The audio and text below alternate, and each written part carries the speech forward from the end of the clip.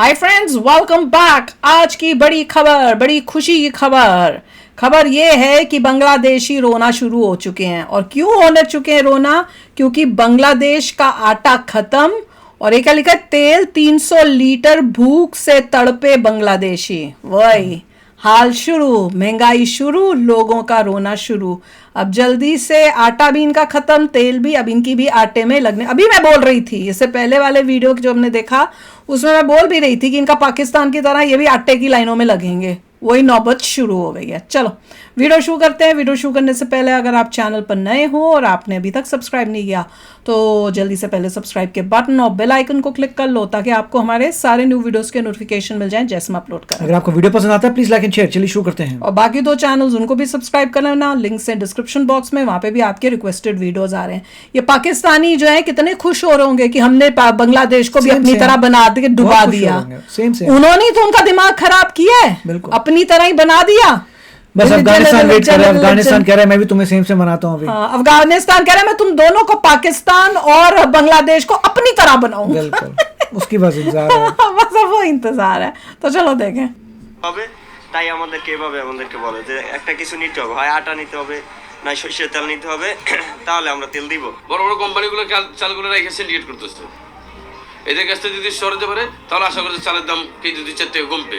2-3টা চাউল আসছে, হাজকে আসছে, 28 আসছে, বিয়ার 29 আসছে, এগুলো আর একটু কম। নতুন চাউলটা 8 টাকা 2 টাকা 3 টাকা কম। ने बांग्लादेश का हुक्का पानी बंद कर दिया है। इंडिया और बांग्लादेश के बॉर्डर के ऊपर ट्रेड सस्पेंड हो चुकी है। सैकड़ों की तादाद में ट्रक खड़े हैं, लेकिन इंडिया उन ट्रक्स की सप्लाई बांग्लादेश को नहीं दे रहा, जिसके अंदर फूड आइटम्स है, जिसके अंदर ग्रोसरी है। 6000 के करीब आप लगा लें कि कमोडिटी है। वो ऐसी अशिया है जिसका रोजमर्रा की जिंदगी में बहुत ज्यादा, जिसे बोलते हैं, इन्फ्लुएंस रहता है। और बांग्लादेश के अंदर जो है, अब जिस तरह पाकिस्तान के अंदर हालात हुए, आटे के क्राइसिस, सब्जी के क्राइसिस, आलू के, टमाटर के, मेडिसिन के, क्या वो भी पाकिस्तान की तरह ही हो जाएगा? गवर्नमेंट खत्म हुई है और डॉक्टर मोहम्मद यूनुस ने इंटरिम गवर्नमेंट बनाई है।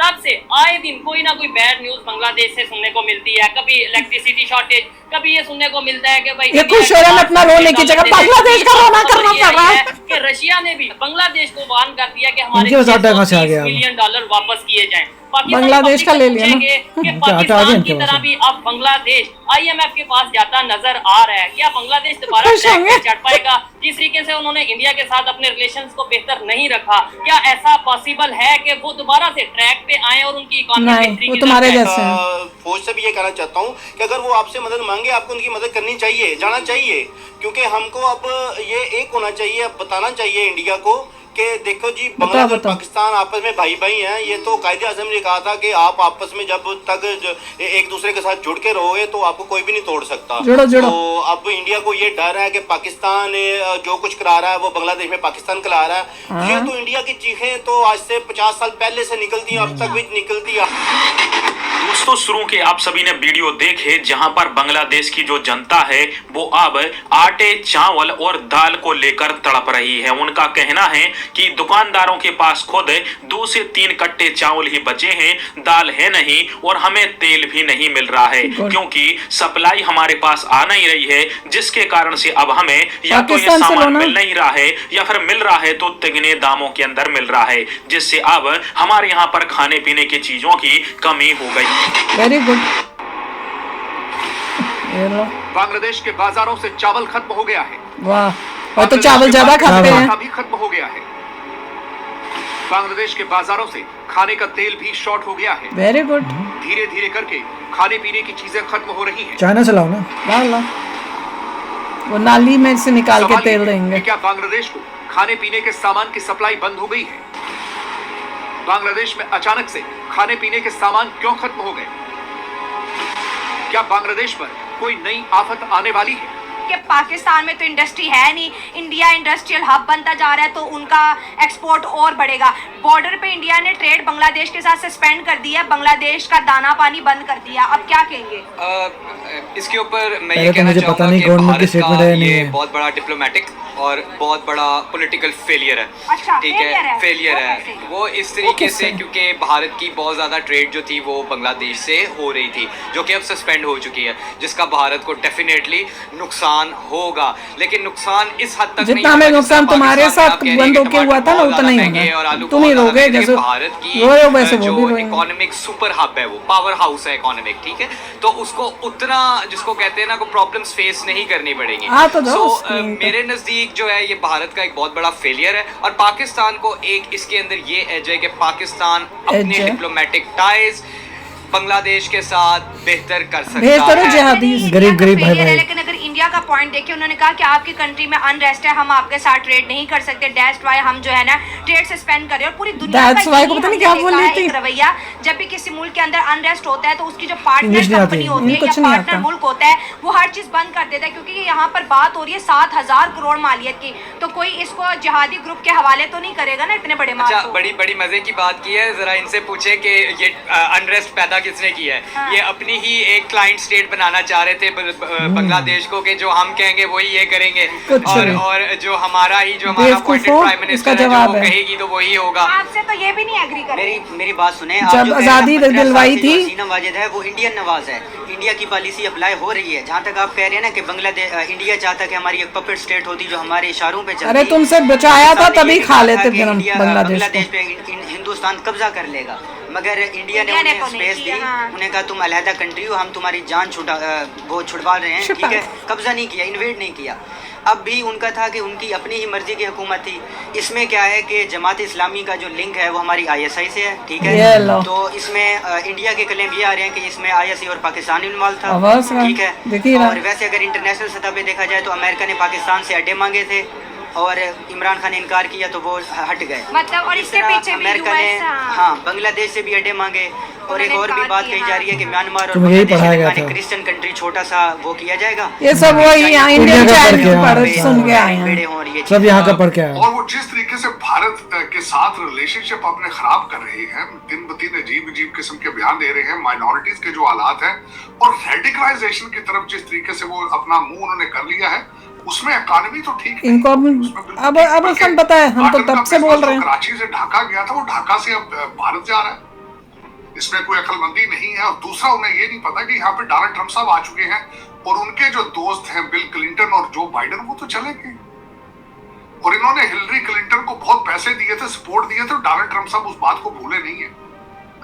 जब बांग्लादेश का एक डेलीगेशन डोनाल्ड ट्रंप साहब के पीरियड में आया था 2016 के बाद, उस टर्म में, तो उसको डोनाल्ड ट्रंप साहब ने पूछा था, भाई वो तुम्हारा वो बैंकर किधर गया है जो हिलरी क्लिंटन को चेक लिखता था, किधर है? तो उसपे और डोनाल्ड ट्रंप साहब ने ट्वीट भी इस पे किया था अभी इलेक्शन जीते भी नहीं तो उससे पहले ही कि he is concerned about the Hindus in Bangladesh. तो वो हालात इनके नहीं रहेंगे। इनको चाहिए कि ये लस्सी को भूखे मत मारे, ये कोई अकल के नाखुन लें। आप कोई भी कंट्री तरक्की नहीं कर सकता जब तक पड़ोसियों के साथ उनके रिलेशनशिप ठीक ना हो।